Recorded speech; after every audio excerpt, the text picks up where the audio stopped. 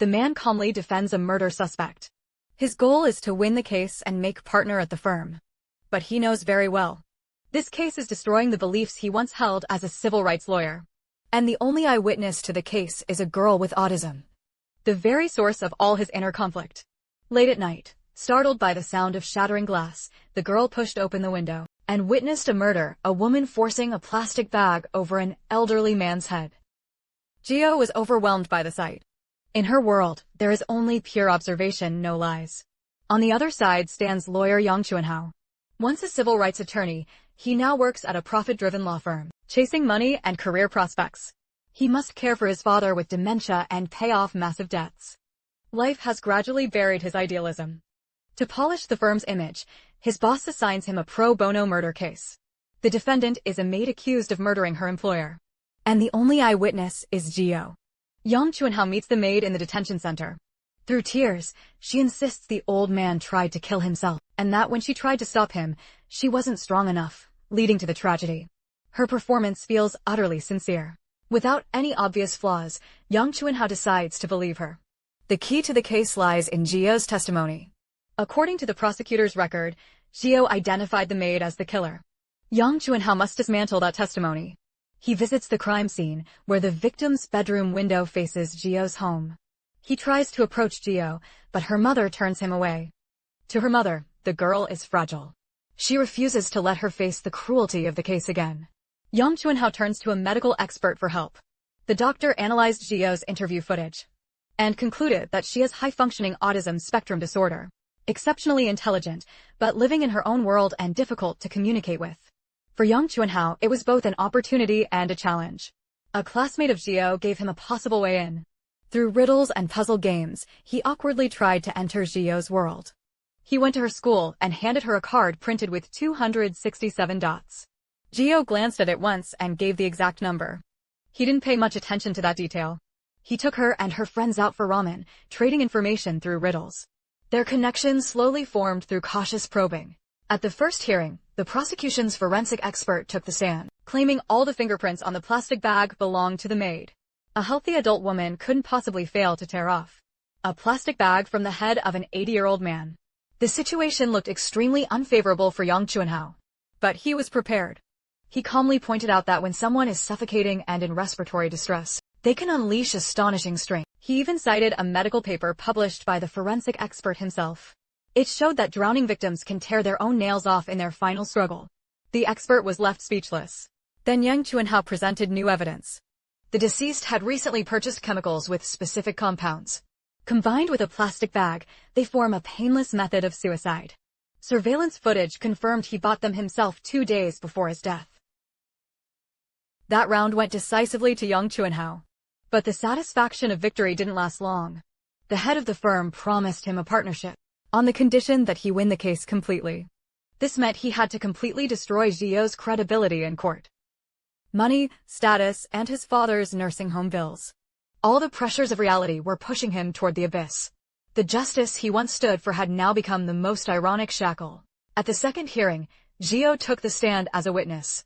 She was extremely sensitive to sound. The ticking of the courtroom clock was unbearable for her.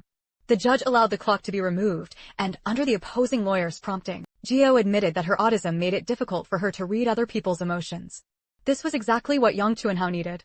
He stood up, holding a medical book about autism, and coldly laid out his argument to the judge and jury.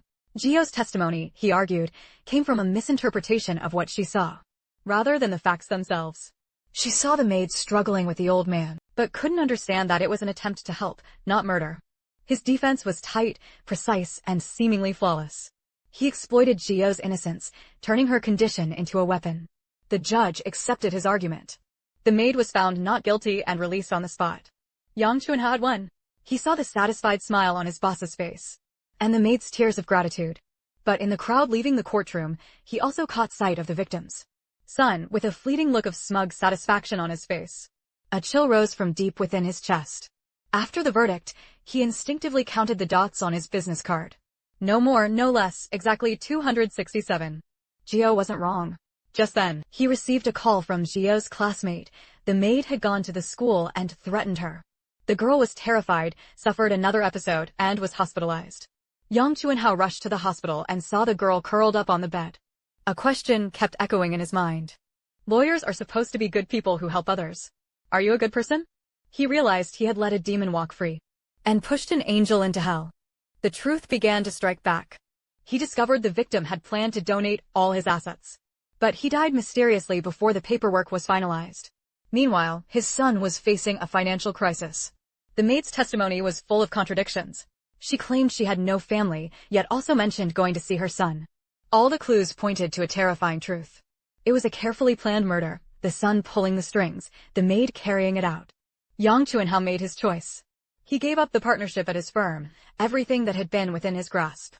He contacted the prosecutor who had once been his opponent and proposed they work together to uncover the truth. He returned to Zhio's home, but this time he wasn't there to use her.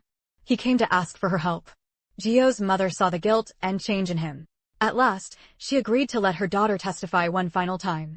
In court, the opposing lawyer tried the same tactic again, using Zhio's autism to attack her credibility. But this time, Yang Chuanhao stood firmly by Zhio's side. He asked Zhio to identify the name and rank of a bailiff in the courtroom. The bailiff had only whispered from across the room, barely louder than a mosquito. Zhio answered perfectly. He then produced a handkerchief and asked her to count the tiny dots on it. Under everyone's astonished gaze, she gave the exact number again. Yang Chuanhao proved to the court that Zhio's senses were not a defect, but a gift. Her hearing and visual memory far surpassed those of ordinary people. Guided by Yang Chuanhao, Zhio calmly and precisely recounted every detail of that night. Every tiny movement of the maid, every silent struggle of the old man, was perfectly reconstructed by her. Faced with irrefutable evidence, the maid's psychological defenses completely collapsed. Through tears, she confessed to conspiring with the victim's son to commit the murder. Justice was restored, but Yang Chuanhao paid the price. His law license was revoked. But he found himself again. He could finally face the woman he loved with a clear conscience, and the person he used to be. Zhio transferred to a special school, where she no longer had to pretend to be normal. On her birthday, she received a whole bucket of blue jelly sent by Yang Chuanhao. It was her favorite gift. When the clock struck 5, she dialed the number, and gave the answer to the riddle he had left her. Two lonely souls healed each other in their own unusual way.